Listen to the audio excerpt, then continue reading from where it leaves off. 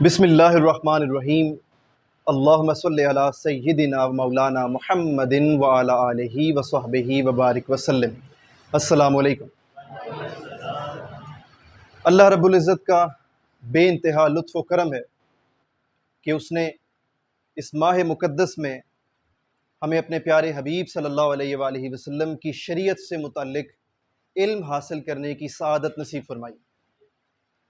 اس ضمن میں پروفیسر جناب عرفان اقبال صاحب کا بھی شکریہ ادا کرنا چاہوں گا کہ جن کے تعاون سے ہم انہی کے انسٹیٹیوٹ میری کاؤنٹ سینٹر میں شریعہ فاؤنڈیشن کورس کو کنڈکٹ کر رہے ہیں، اور اس کے ساتھ ساتھ میں آپ تمام اسٹوڈنٹس کا بھی مشکور ہوں کہ آپ لوگوں نے کثیر تعداد میں خود کو اس کورس کے لیے رجسٹر کروایا، اور آپ کا شوق اور ذوق انتہائی قابل تعریف ہے۔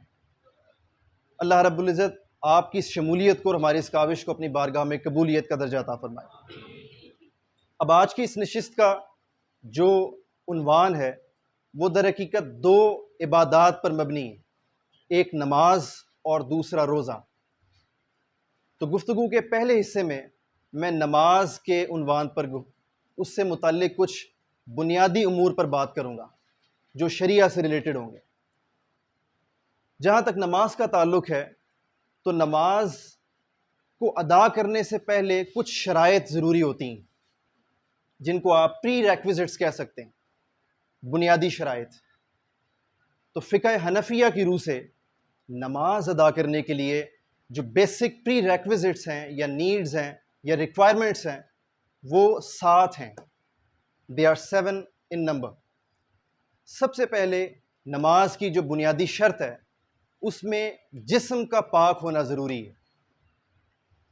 اگر جسم پاک نہیں ہے تو یہ آپ کی پہلی شرط ہی پوری نہیں ہوئی، اور جسم کا پاک ہونا معنی یہ کہ جسم کا نجاستوں سے پاک ہونا ہے۔ وہ فردر آپ اپنی نماز کی کتب میں پڑھ سکتے ہیں کہ کس طریقے سے آپ نے وضو اور غسل کے ذریعے جسم کو پاک کرنا ہے۔ ابھی چونکہ ہم بیسک میٹرز کو ڈیل کر رہے ہیں تو اس لیے اب میں مزید ڈیٹیل میں نہیں جا رہا اس وقت، تو میں آگے چلوں گا۔ دوسری شرط جس کا ضروری ہے پورا ہونا وہ ہے لباس کا پاک ہونا۔ نمبر 1 جسم کا پاک ہونا، نمبر 2 لباس کا پاک ہونا۔ جس طرح جسم پر کسی قسم کی نجاست کا نہ ہونا ضروری ہے، بالکل اسی طرح لباس پر بھی کسی قسم کی نجاست کا نہ ہونا ضروری ہے۔ تھرڈ 1 جس جگہ آپ نماز ادا کرنے لگے ہیں اس جگہ کا پاک ہونا۔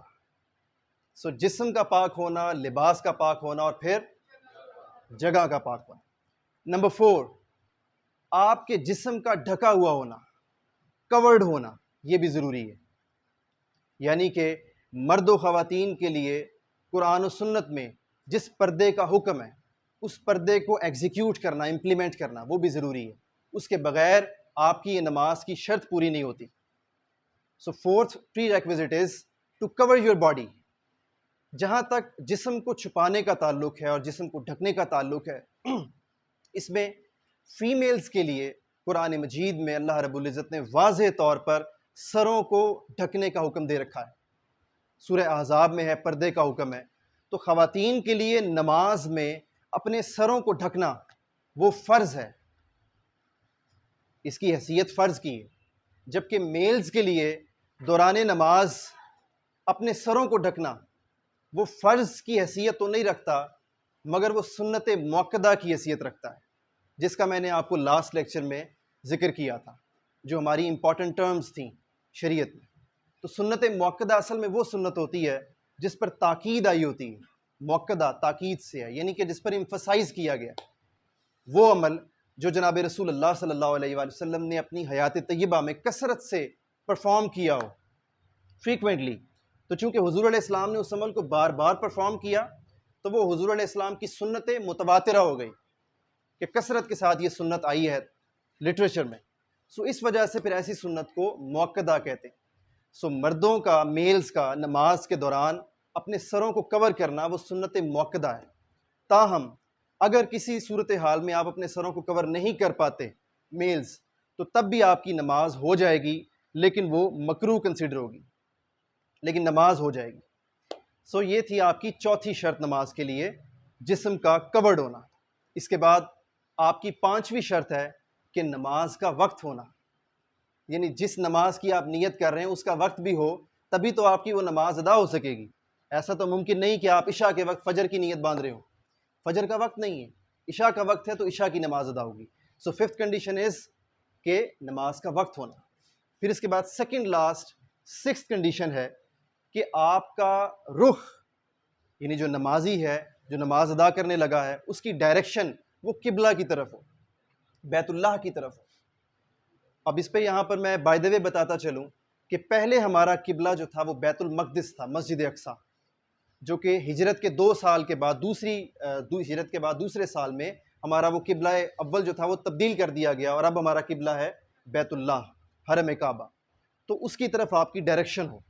اور اگر آپ لیٹ سپوز کسی ایسے مقام پر ہیں, یہاں پر میں یہ بات بتاتا چلوں ضمنی طور پر, جنگل میں ہیں لیٹ سپوز, یا کسی ایسے مقام پر ہیں جہاں پر فار دا ٹائم بینگ آپ کے پاس ٹیکنالوجی بھی نہیں ہے, یعنی آپ گوگل پر سرچ آؤٹ بھی نہیں کر سکتے, آپ چیک بھی نہیں کر سکتے کہ قبلہ کس طرف ہے, نہ آپ کو پتہ ہے, نہ آپ کے ارد گرد کوئی بتانے والا ہے, اور نہ ہی کوئی ٹول یا ٹیکنیک ہے آپ کے پاس کہ آپ جس کے ذریعے جان سکیں کہ قبلہ کس طرف ہے. تو ایسی صورت میں آپ کا دل جس سمت میں مطمئن ہوگا آپ اس سمت کی طرف رخ کر کے نماز ادا کر سکتے ہیں. آپ کی نماز اسی طرح ادا ہوگی جیسے کہ قبلہ کی طرف آپ نے رخ کر کے ادا کی. سو یہ تھا آپ کا رخ جو ہے وہ قبلہ کی طرف ہونا. اس کے بعد سیونتھ اور لاسٹ پری ریکویزٹ ہے کہ نماز کی نیت ہونا. اور نیت کا جہاں تک تعلق ہے, نیت دل کے ارادے کا نام ہے. اگر آپ نے دل سے ارادہ کر لیا تو آپ کی نیت ہو گئی. تاہم اگر آپ زبان سے کلمات ادا کر لیتے ہیں تو وہ افضل اور بہتر ہو سکتا ہے, لیکن وہ ضروری نہیں ہے. نماز کے لیے زبان سے نیت کا اعادہ کرنا, اظہار کرنا وہ ضروری نہیں, کمپلسری نہیں ہے. دل سے ارادہ کر لیا آپ کی نیت ہو گئی. سو دے ور دا 7 prerequisites فار یور صلاۃ. آپ کی نماز کے لیے یہ 7 بنیادی شرائط تھی. یہ تو وہ شرائط تھیں جو نماز میں داخل ہونے سے پہلے سے تعلق رکھتی ہیں. اب آ جائیے کہ ہم نماز ادا کرنا شروع کر چکے ہیں.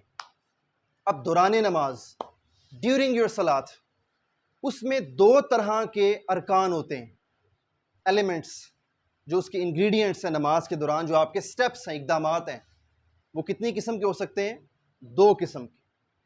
کچھ نماز میں وہ ارکان ہیں جن کو فرض کا درجہ حاصل ہے, فرض کا, اور کچھ وہ ارکان ہیں دوران نماز جن کو واجب ہونے کا درجہ حاصل ہے. اب ان میں ڈفرنس کیا ہے فرض میں اور واجب میں؟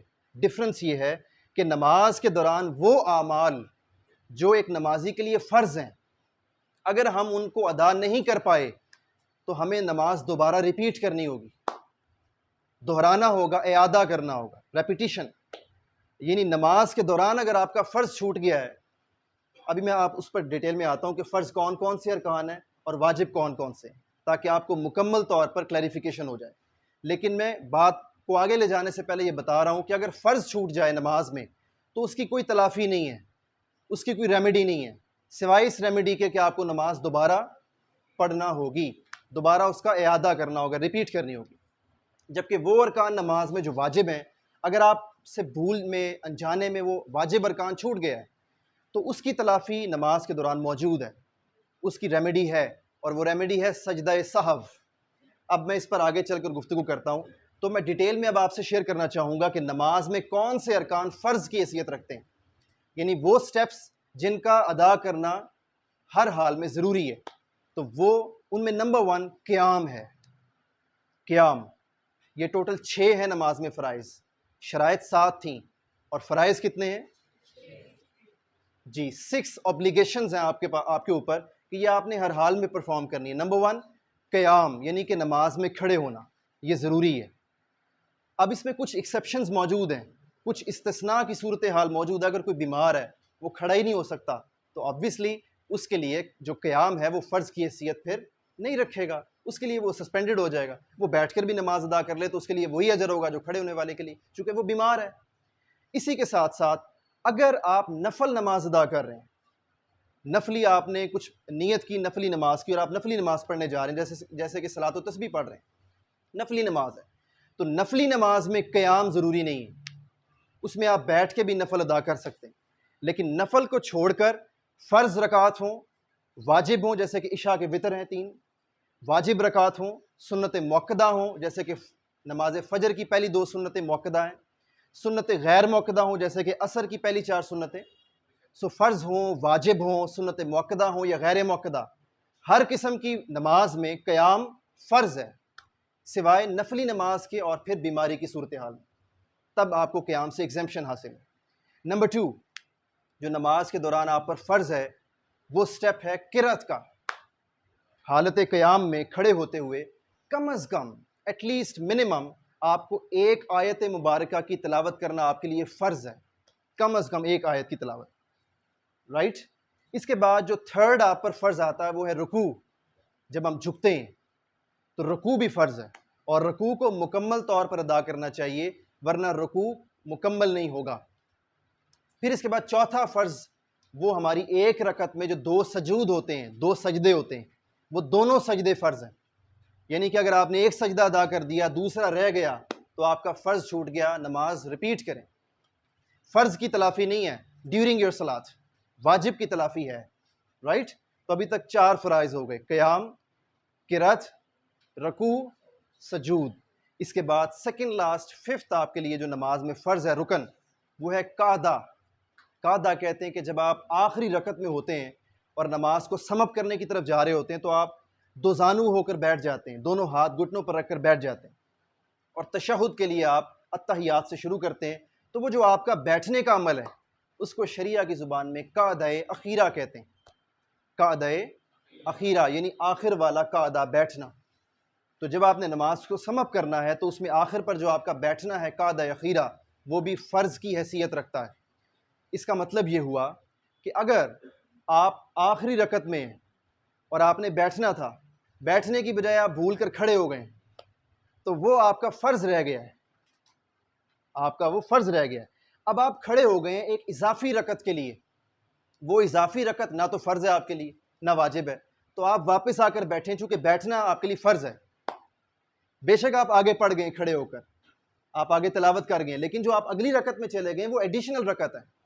تو فقہ حنفیہ کے مطابق اگر آپ آخری رکعت میں بیٹھنے کی بجائے غلطی سے کھڑے ہو گئے اور اگلی رکعت اضافی رکعت پڑھنی شروع کر دی تو اگلی اضافی رکعت میں سجدے سے پہلے تک آپ کے پاس چانس ہے کہ آپ واپس آ کر بیٹھ جائیں اور اپنا پریویس قعدہ اخیرہ مکمل کریں۔ لیکن اگر آپ نے اگلی ایڈیشنل رکعت میں بھی سجدہ کر دیا تو اب آپ کا وہ پچھلا فرض، اس کا ٹائم ختم ہو گیا، نماز ختم۔ اب یہ نفل تو کنسیڈر ہوں گے، فرض کنسیڈر نہیں ہوں گے، اب دوبارہ سے نماز ریپیٹ کریں۔ سو یہ ہے فرض کی حیثیت، قعدہ اخیرہ، یہ 5th آپ کے لیے فرض رکن تھا۔ اب اس کے بعد جو آخری فرض رکن ہے اسے کہتے ہیں خروج۔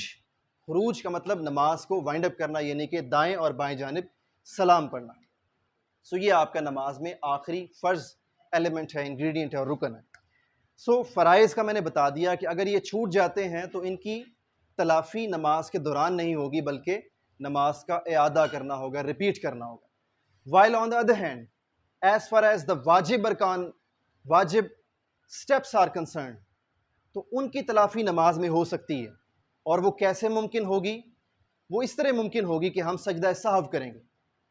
تو سجدہ سہو سے پہلے ہمیں یہ تو پتہ ہونا چاہیے کہ نماز میں کون سے ارکان واجب ہیں، تاکہ اگر وہ چھوٹ جائیں یا ان میں مسٹیک ہو جائے تو ہم سجدہ سہو کر لیں۔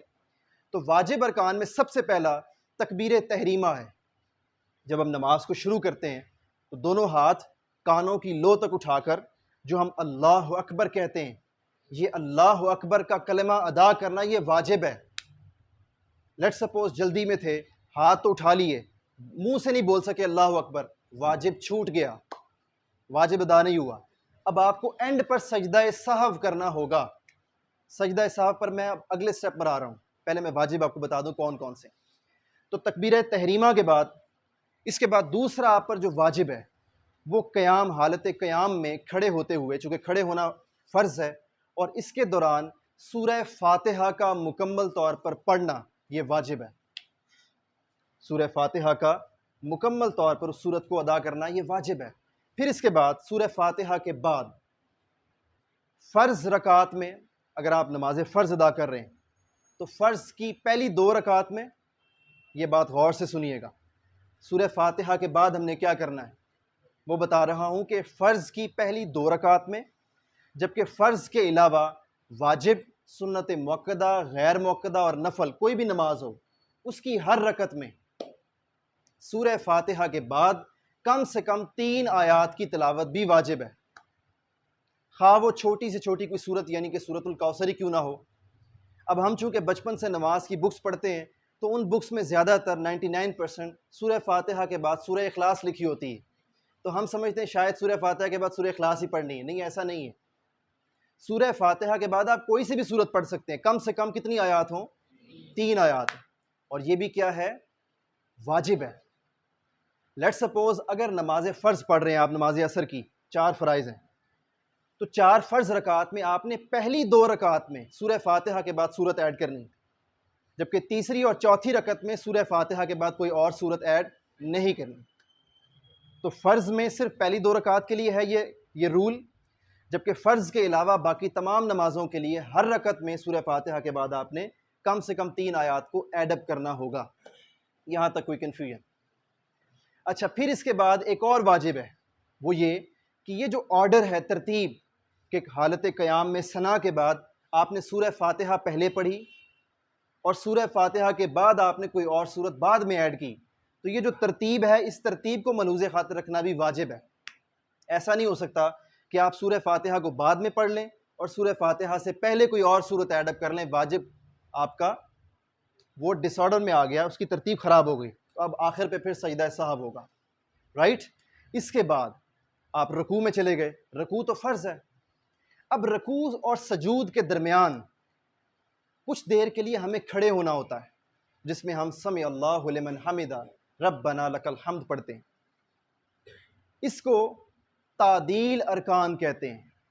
تعدیل ارکان کہ ہم جگہ چینج کر رہے ہیں، رکوع سے اب سجود میں جا رہے ہیں، ان کو تعدیل ارکان کہتے ہیں، اور قوما بھی کہتے ہیں، حالت قوما۔ تو اس قوما میں جو ہم کھڑے ہو رہے ہیں، یہ کھڑے ہونا بھی واجب کی حیثیت رکھتا ہے۔ ہم میں سے بہت سارے احباب انجانے میں نادانستہ طور پر غلطی سے وہ رکوع کرتے ساتھ ہی بس ہلکا سا اٹھتے ہیں اور پھر نیچے دھڑام سے سجدے میں۔ یہ غلط ہے، یہ واجب ادا نہیں ہوا۔ رکوع کے بعد پراپر کھڑے ہونا بھی ضروری ہے، سمع اللہ لمن حمدہ ربنا لک الحمد کے لیے، اس کو قوما کہتے ہیں، یہ بھی واجب ہے۔ پھر اس کے بعد جب آپ سجود کی طرف چلے گئے، سجدوں کی طرف چلے گئے، تو جب ایک سجدے سے سر اٹھاتے ہیں اور دوسرے سجدے میں جانے سے پہلے کچھ دیر کے لیے بیٹھنا بھی آپ کے لیے واجب ہے، اس کو جلسہ کہتے ہیں، حالت جلسہ، یہ بھی واجب ہے۔ اب وہ لوگ جو انجانے میں کر رہے ہیں، ان کو خبر نہیں ہے، ان سے مکروہ ہوتا جا رہا ہے، لیکن ان کو بتانا بھی ضروری ہے۔ اب ہمارے پاس جب علم آ گیا تو ہمیں یہ آگے کنوے کرنا بھی ہمارے لیے ضروری ہے۔ اس لیے ہم یہ کورس کا جو اہتمام کی، اس کا مقصد یہی ہے تاکہ جن کے پاس نالج نہیں ہے بیسکس کا، وہ نالج آ جائے، اور پھر یہ شمع جو ہے یہ آگے سے آگے پھیلتی چلی جائے۔ تو سجدوں کے درمیان بیٹھنا، اس کو حالت جلسہ کہتے ہیں، اور یہ حالت جلسہ بھی واجب ہے۔ اگر آپ اس کو پراپر ادا نہیں کر رہے، آخر پر آپ کو سجدہ سہو کرنا ہوگا، رائٹ؟ سو یہ وہ وجوب کی حیثیت رکھتے ہیں، یہ وہ ارکان۔ اور آخر پہ جو رکن واجب ہے، وہ سلام کا 2 دفعہ پڑھنا، وہ بھی واجب ہے۔ اگر آپ نے دائیں طرف رخ پھیر کے سلام پڑھ دیا، بائیں طرف رخ پھیر دیا مگر سلام نہیں پڑھا، تو واجب چھوٹ گیا۔ اب آپ دوبارہ سے کیا کریں گے؟ سجدہ سہو کریں گے۔ اب آ جائیے کہ سجدہ سہو کیا ہوتا ہے۔ سجدہ سہو یہ ہوتا ہے کہ اگر یہ جو میں نے آپ کو سارے واجب ارکان بتائے ہیں، ان میں سے اگر کوئی بھی رکن آپ کا رہ جاتا ہے، اسکپ ہو جاتا ہے، وہ آپ کا انجانے میں بھی ہو سکتا ہے، ڈیلیبریٹلی اگر اسکپ ہو گیا، ڈیلیبریٹلی جان بوجھ کر، تو پھر تو نماز کا اعادہ ہوگا۔ انجانے میں اگر اسکپ ہو گیا، اسی کو سہو کہتے ہیں عربی زبان میں۔ سہو کا مطلب ہوتا ہے بھول کر خطا ہو جانا، بھول کر خطا ہو جانا، اس کو سہو کہتے ہیں۔ تو اگر خطا ہو جائے تو اس سہو کے لیے کیا کیا جائے گا؟ سجدہ کیا جائے گا۔ اور وہ کیسے کیا جائے گا؟ جب آپ آخری رکعت میں ہوں گے، تشہد میں، تو آپ نے گواہی دینے کے بعد، یعنی کہ اشہد ان لا الہ الا اللہ واشہد ان محمد رسولہ، گواہی دینے کے بعد آپ نے کیا کرنا ہے؟ دائیں جانب آپ نے ایک سلام پڑھنا ہے، اور ایک سلام پڑھنے کے بعد آپ نے دوبارہ سے 2 سجدے کرنے اور پھر سے تشہد شروع کر دینا۔ ایک سلام کے بعد دوبارہ سے 2 سجدے، یعنی آپ سمجھیں کہ آپ کا تشہد دوبارہ سے کنٹینیو ہو گیا، اور پھر 2 سجدوں کے بعد اگین آپ اتحیات، اور پھر اس کے بعد السلام علیکہ ایھا النبی گواہی، درود پاک اور آخر پر دعا ہوگی، اور پھر آپ اپنی نماز کو مکمل کر سکتے ہیں۔ تو اس طریقے سے آپ کے جو پیچھے واجب ارکان اگر کوئی مس پلیس آپ سے کوئی رہ گیا، ادا نہیں ہو سکا، غلطی ہو گئی، تو اس کی تلافی ہو جائے گی، یہ ریمیڈی ہوگی اس کی۔ یہ نماز کے دوران کچھ ارکان تھے جو کہ فرض کی حیثیت رکھتے ہیں، اور کچھ ارکان جو کہ واجب کی حیثیت رکھتے ہیں، اور ان پر کیا تلافی ہوگی، کیا ریمیڈی ہوگی، یہ اس سے متعلق گفتگو تھی۔ اب میں گفتگو کو وائنڈ اپ کرنے کی طرف لے کر جاؤں گا، اور اپنے سیکنڈ پارٹ کی طرف آؤں گا جو کہ ہماری عبادت روزہ سے متعلق ہے۔ روزہ، اگر اس کی سادہ سی تعریف کی جائے جو کہ ہر عام مسلمان کو بھی پتہ ہے، کہ صبح صادق سے لے کر غروب آفتاب تک کھانے اور پینے اور ساتھ ساتھ دیگر نفسانی خواہشات سے خود کو روکے رکھنے کا نام روزہ ہے۔ اب روزہ کی 4 اقسام ہیں۔ There are 4 kinds of fasting. Number 1 فرض، کچھ روزے وہ ہوتے ہیں جو کہ فرض کی حیثیت رکھتے ہیں، کچھ روزے وہ ہوتے ہیں جو واجب کی حیثیت رکھتے ہیں، اور کچھ روزے وہ ہوتے ہیں جو نفل کی حیثیت رکھتے ہیں، اور کچھ وہ جو مکروہ ہوتے ہیں۔ فرض، واجب، نفل اور مکروہ، 4 اقسام ہیں روزوں کی۔ سب سے پہلے میں بات کرتا ہوں فرض کی۔ فرض روزے رمضان المبارک کے روزے ہیں۔ رمضان المبارک سے باہر غیر رمضان کے کوئی بھی روزہ اگر آپ رکھتے ہیں تو وہ فرض کی حیثیت نہیں رکھتا، صرف رمضان کے روزے فرض کی حیثیت رکھتے ہیں۔ لیکن فرض کی فردر 2 کائنڈز ہیں، مزید فردر۔ ایک کو کہتے ہیں فرض معین، یعنی کہ وہ فرض جو کہ فکس کر دیا گیا ہے، فرض معین، اور دوسرا وہ فرض ہے جو کہ غیر معین کہلاتا ہے، جو کہ فکس نہیں کیا گیا۔ اب یہ کون سا فرض روزہ ہے جو کہ فکس نہیں کیا گیا؟ چونکہ ہمیں رمضان کے روزوں کا پتہ ہے یہ فرض ہیں، یہ تو فکس کیے گئے ہیں۔ اگر بیماری کی وجہ سے یا سفر کی وجہ سے یا کسی اور عذر کی بنا پر آپ روزہ نہیں رکھ سکے اور ایک روزہ آپ کا چھوٹ گیا، دانستہ طور پر نہیں، نہ دانستہ طور پر، آپ کی مجبوری کی حالت میں آپ سے روزہ چھوٹ گیا ہے، تو اب آپ نے رمضان کے بعد اس روزے کی قضا ادا کرنی ہے تو فرض، لیکن ادا ہوگا رمضان کے باہر کسی اور مہینے میں۔ تو یہ کون سا فرض ہوگا؟ یہ فرض غیر معین ہوگا، یہ فکسڈ نہیں ہے، مطلب آپ سارا سال جب بھی چاہے رکھ لیں۔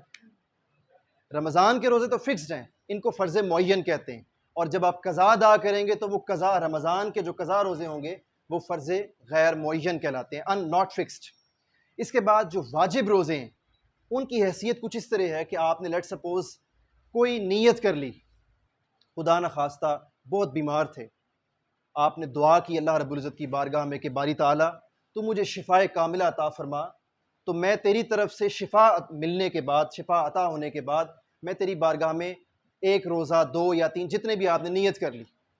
یہ جو آپ کی نیت کے روزے ہیں کنڈیشنل روزے، کہ کنڈیشن پوری ہونے کے بعد آپ نے جو رکھنے ہیں یہ واجب کی حیثیت رکھتے ہیں، ان کو بھی ادا کرنا ضروری ہے۔ اگر ادا نہیں کریں گے تو آپ مکروہ کے مستحق ہوں گے اور عطاب کے مستحق ہوں گے، یہ مکروہ کے زمرے میں آ جائے گا۔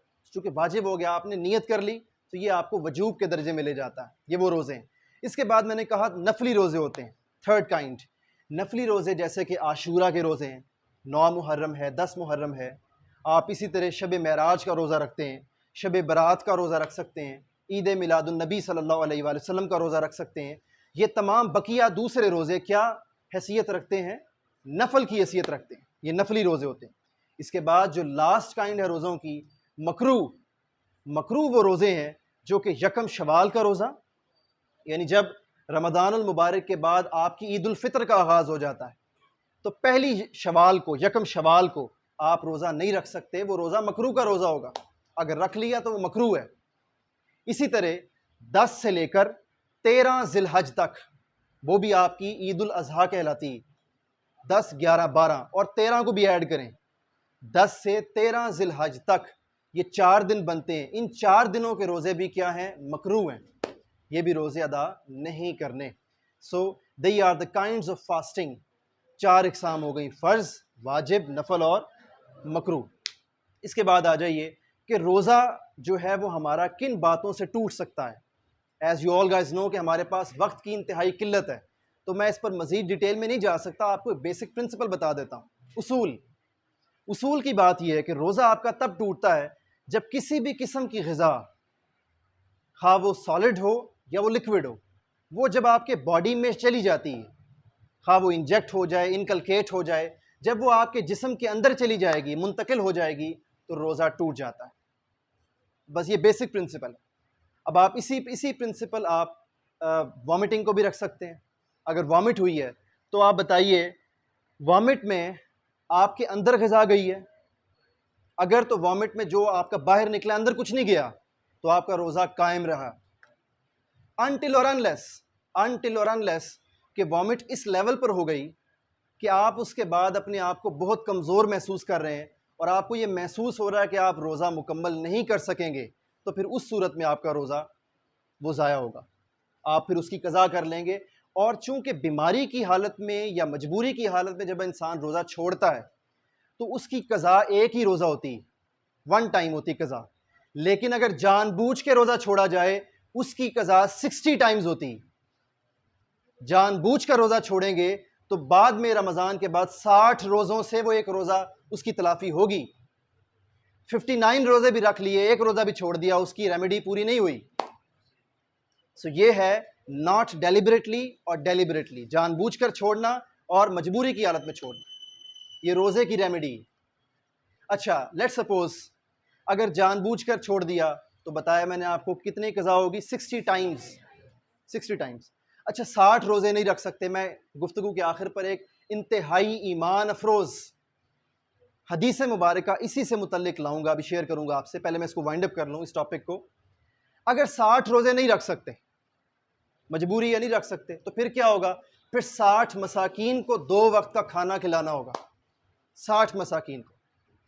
اور اس میں اس کو کنکلوڈ کروں گا اس ٹاپک کو روزے کے، کہ اگر آپ رمضان المبارک کا احترام نہیں کر رہے اور اگر آپ علل اعلان رمضان المبارک کے مہینے میں سر عام پبلک میں آپ کھا پی رہے ہیں اور روزے کی حرمت کو پامال کر رہے ہیں تو اس پر کیا سزا ہے؟ شریعت میں، فقہ حنفیہ میں اس کی سزا کا اختیار قاضی کے پاس ہے، چیف جسٹس کے پاس، اور ریاست کے امیر کے پاس ہے، حکمران کے پاس۔ اور اس کی سزا اتنی سخت ہے، رمضان المبارک چونکہ شعائر اسلام میں ہے، شعائر اسلام، آپ لوگ یوتھ کے ریپرزنٹیٹیوز ہیں، شاید آپ کو یہ ٹیکنیکل ٹرم کا پتہ نہ ہو کہ شاعر کیا ہوتے ہیں۔ شاعر کو سادہ لفظوں میں سمجھ لیں، یہ شاعر نہیں ہے پوئٹس والا، یہ شاعر ہے۔ شاعر کا مطلب ہوتا ہے علامات اور نشانیاں اور پہچانیں۔ شاعر اسلام وہ امور ہیں اسلام کے جن سے اسلام کی پہچان ہوتی ہے، جیسا کہ جناب رسول اللہ صلی اللہ علیہ وآلہ وسلم کی ذات طیبہ اسلام کی سب سے بڑی پہچان۔ تو حضور علیہ السلام کی ذات طیبہ میں اگر کوئی توہین کرتا ہے تو وہ شاعر اسلام کی توہین ہوتی۔ رمضان چونکہ اللہ رب العزت نے فرمایا یہ شہر اللہ ہے، اللہ کا مہینہ ہے، سو یہ بھی شاعر اسلام میں داخل ہے، اسلام کی پہچان ہے رمضان۔ اگر رمضان کی کوئی بے حرمتی کرتا ہے، رمضان کے مہینے کی کوئی توہین کرتا ہے، if anyone does blasphemy of رمضان المبارک، تو جو ریاست کا سربراہ ہے اس کو فقہ اور شریعت اجازت دیتی ہے کہ وہ رمضان کی بے حرمتی کرنے والے کو قتل کی سزا دے سکتا ہے حکمران۔ اس حد تک یہ کبھی عمل ہے رمضان المبارک کی بے حرمتی کرنا۔ اب لاسٹ میں اپنی گفتگو کو کنکلوڈ کرتے ہوئے ایک حدیث مبارکہ روزے کو ترک کرنے سے متعلق جو کہ بڑی ایمان افروز ہے، اور اس حدیث مبارکہ سے ہمیں اپنے پیارے آقا صلی اللہ علیہ وآلہ وسلم کے اختیارات اور حضور علیہ السلام کی شان و عظمت کا بھی پتہ چلے گا۔ صحیح بخاری میں اس حدیث مبارکہ کا نمبر ہے 2640۔ ایک صحابی وہ حضور علیہ السلام کے پاس تشریف لائے، کہنے لگے یا رسول اللہ، آپ نے ہمیں کچھ باتیں بتائی ہوئی ہیں جن سے روزہ ٹوٹ جاتا ہے، تو مجھ سے بھی ایک ایسا عمل سرزد ہو گیا کہ جس سے میرا روزہ ٹوٹ گیا۔ حضور علیہ السلام نے پوچھا کہ کیا وہ عمل انجانے میں سرزد ہوا یا جان بوجھ کر؟ کہنے لگے یا رسول اللہ، جان بوجھ کر سرزد ہو گیا، پتہ تھا، مجھے علم تھا، لیکن بس کر دیا، عمل ہو گیا۔ تو حضور علیہ السلام نے فرمایا جان بوجھ کر روزہ چھوڑنے کی سزا تو 60 ٹائمز ہے، فرمایا 60 روزے رکھو۔ کہنے لگا یا رسول اللہ، میں تو کمزور ہوں، ایک مجھ سے روزہ جو ہے وہ پورا ادا نہیں ہو سکا، تو 60 کیسے رکھوں گا؟ ایک روزے کو میں توڑ تک نہیں پہنچا سکا، میرا وہ روزہ ٹوٹ گیا ہے، تو 60 کیسے رکھوں گا؟ آقا علیہ السلام نے فرمایا چلو اگر 60 روزے نہیں رکھ سکتے تو پھر 60 مساکین کو 2 وقت کا کھانا کھلاؤ۔ کہنے لگا یا رسول اللہ، اس پوری وادی میں، مدینہ کی وادی میں میرے اور میرے خاندان والوں سے بڑھ کر تو کوئی مسکین ہی نہیں ہے، ہم تو غریب ہیں، لاچار ہیں، میں کن مساکین کو کھانا کھلاؤں گا؟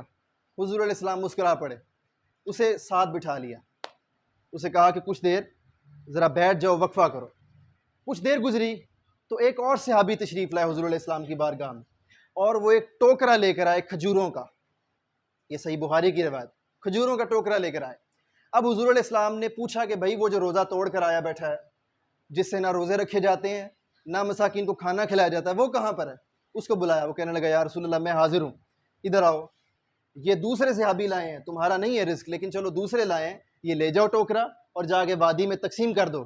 کہنے لگا یا رسول اللہ ایک چیز کی اجازت چاہتا ہوں۔ وہ کیا؟ وہ یہ کہ میں جو دوسرے مساکین کو کھلاؤں تو میری فیملی، جو میرے اہل و عیال ہیں، وہ تو بہت زیادہ غریب ہیں، اس پوری وادی میں سب سے زیادہ غریبی میں ہوں، تو کیوں نہ میں اپنے گھر ہی لے جاؤں۔ تو حضور صلی اللہ علیہ وآلہ وسلم اس کی یہ نادانی کو دیکھ کر اتنا مسکرائے، صحابہ کرام فرماتے ہیں کہ قربان جائیے آقا علیہ السلام کی مسکراہٹ کے، کہ حضور علیہ السلام کے دندان مبارک وہ ظاہر ہونے لگے، یعنی جس کو ہم عام زبان میں کہتے ہیں کھلکھلا کر ہنسنا۔ ہمارے آقا اس کی نادانی پر مسکرا اٹھے، سو اجازت دے دی کہ ٹھیک ہے، نہ روزے رکھ سکتے ہو، نہ دوسروں کو کھانا کھلا سکتے ہو، کسی کا لایا ہوا ٹوکرا وہی گھر لے جاؤ، تمہارے توڑے ہوئے روزے کی کفارہ اس کا قضا ہو جائے گی۔ سو اللہ رب العزت سے گفتگو کے اختتام پر میں یہ دعا کرنا چاہوں گا کہ اللہ تعالی ہمیں صحیح عقیدہ کے ساتھ عمل کی توفیق عطا فرمائے۔